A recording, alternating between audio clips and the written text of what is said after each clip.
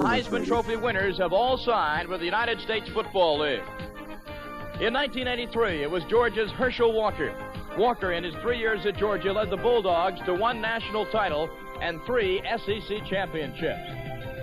In 1984, Mike Rozier, who led the Nebraska Cornhuskers to within 1 game of a national championship, decided to cast his lot with the new league as well. And now in 1985, quarterback Doug Flutie of Boston College, a Heisman Trophy winner, has decided to take Donald Trump's money and hopefully run the New Jersey Generals to a USFL title.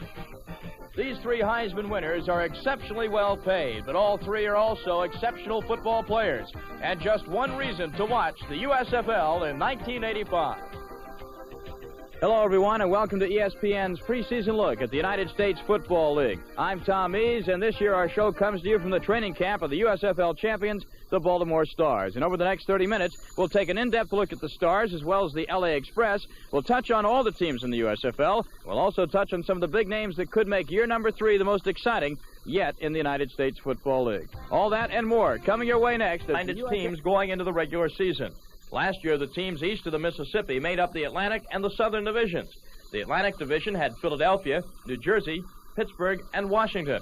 The Southern division was composed of Tampa Bay, Birmingham, New Orleans, Memphis, and Jacksonville. Now this year, they've been merged into the Eastern Conference, composed of 7 teams. Philadelphia has moved to Baltimore. The Washington Federals have moved to Orlando to become the Renegades. And then you have the New Jersey Generals, the Memphis Showboats, the Jacksonville Bulls, the Tampa Bay Bandits, and the Birmingham Stallions. What happened to New Orleans? Well, they moved into the Western Conference to become the Portland Breakers. We're coming to you from the training camp of the champion Stars. The Stars won the USFL title last year as the Philadelphia Stars, but they'll defend it in 1985 as the Baltimore Stars. Yes, the cities may be different, but the outlook of this championship team is still the same.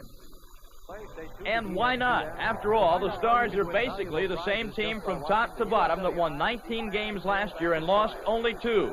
We begin with an offense that was the most efficient in the USFL. They're led by quarterback Chuck Fusina from Penn State. Fusina has been nothing but a winner since high school, and he doesn't plan to change in 1985.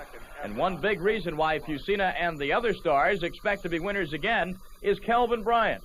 Bryant, in his 3rd year from North Carolina, appears to be on the verge of his best season ever. And that's saying something after a guy is coming off a year when he ran for over 1,400 yards while missing 3 games. Kelvin had a good offseason and worked hard in the offseason, got himself stronger and in good shape, and he's had his best camp. Last year, he missed a lot of time in camp with injuries, and this year he's come back and he's working hard and practicing every day and looking very well right now. I felt pretty good. I worked out during the offseason last year. And I feel, pretty good, feel healthy now, and I think I'm going to have a better season this year.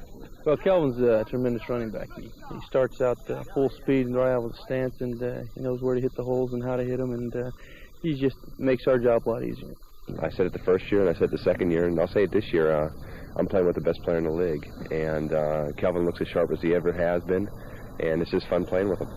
On the other side of the line of scrimmage, the famed doghouse defense will be playing in a different doghouse this year. That's true, but they'll be just as mean. Are they still going to call you that in Baltimore, or the same personality with this bunch of guys? I think it's the same guys, and I think it's the same personality. I think, that all started 3 years ago from our opening training camp, when we were beat pretty bad by Tampa Bay and a few other teams in scrimmages, and since then we've developed into quite a defense, and it's just kind of a pet name for us, and we'd like to keep it. Basically, we have the same bunch, and guys have been out here working real hard, and we're just looking forward to playing some good defense and having a real good defensive year. They've been active this camp. We've had a lot of injuries. Guys like Pete Kugler's missed some time. Antonio Gibson, our starting strong safety, who's an excellent football player, has missed some time. But overall, we should have another good defensive team. The site will be different for Jim Moore's team. Instead of the AstroTurf of Philadelphia's Veterans Stadium, it will be the natural grass of Byrd Stadium in College Park, Maryland. The move did not excite everyone at first, but now everyone is looking forward to football in the land of the crab cake. At first, I was kind of disappointed because I am from Philadelphia area. I grew up there, but, I accepted it, and it's part of my profession. I'm looking forward to it now. Baltimore's a great football city, and it's a great place to play for, and I'm looking forward to the day that we can get based out of Baltimore and just be able to vote full-time in the community. Now the common whammy of every championship team, trying to repeat. The Stars don't want to seem cocky, but they don't feel that winning another USFL title will be all that impossible. Well, I don't think that it's hard to repeat. I think every guy in this team has the kind of character and personality that it takes to just continue winning and forget about the past and worry about the future. You know, we're not a group that looks in the rearview mirror. We just want to take each game as it comes. And you know, a 5 losses in 2 years. You know, I don't see it stopping. I think that our team is really has a lot of character and we're well coached. So that's all it takes. Everybody's out to beat the champ. And I don't notice anything different on our football team. I don't notice any complacency. We've worked hard. The attitude's super. We've had a good 2 weeks of camp so far. So I don't see anything different on our team. I just think that the teams you play are a little bit more excited to play you. And I think with the level of competition equaling out a little bit in the league this year, that it's going to be tough to repeat. But I like our football team, and I think we've got a good chance to be competitive and a good chance to be in the hunt. Of course, the New Jersey Generals hope to be in the hunt as well. The Generals lost to the Stars in the playoffs last year, but are favored to make another run this year with rookie quarterback Doug Flutie leading the way. More on him later. And also running backs like Herschel Walker and Maurice Carthen. If they do their part on offense, the Generals will be able to move the ball with the best of them. The defense is a question mark, but with veterans like Bobby Leopold and Jim LeClaire, plus the addition of a defensive back like Jerry Holmes, the Generals could be stingy indeed on the defensive side of the line of scrimmage. The Tampa Bay Bandits are also a team favored to make the playoffs once again in 1985. Bandit ball will be entertaining as always, with quarterback John Reeves throwing to a variety of talented receivers. We got some good offensive threats. We got a good tight end too, Marvin Harvey, and the line has done a good job. And so we still have room for improvement, and hopefully we won't have any injuries at the end of the year this year like we did last year. The defense has improved as well, and if the Bandits can play a little more ball control this year, look out. The Birmingham Stallions look strong indeed, with the USFL's leading rusher, Joe Cribbs, returning, along with veteran quarterback Cliff Stout. The key to the Stallions' performance this year will rest on how consistent the defensive unit plays. If it plays well, the Stallions could be even better than last year's 14-4. The Jacksonville Bulls will have a new quarterback, Brian Sipe, directing Coach Lindy Infante's offense this spring. And they'll also feature 2 well-known running backs in Archie Griffin and Mike Rozier. A thought that gladdens the heart of Coach Lindy Infante. Well, we're really hoping that both of those guys will give us a strong running attack, and hopefully 2 guys that can also come out of the backfield and catch the ball. Defensively, #1 draft pick Keith Millard of Washington State should bolster the Bulls' pass rush, along with Curtis Anderson obtained from Oklahoma.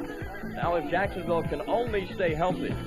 The Memphis Showboats went to great lengths to shore up their defense with the addition of #1 NFL draft picks Leonard Coleman from Vanderbilt and Mossy Cade from Texas. Former Michigan Panther John Corker also will help with the pass rush. Offensively, Coach Pepper Rogers will have former Arizona star running back Tim Spencer to call on once Spencer recovers from an ankle injury. And he'll also have former Alabama star Walter Lewis at quarterback. Former NFL quarterback Jerry Goldstein will lead the Orlando Renegades into action. The Gades are happy to be in Orlando, having moved down the coast from Washington, and Coach Lee Corso is always happy as long as he's coaching.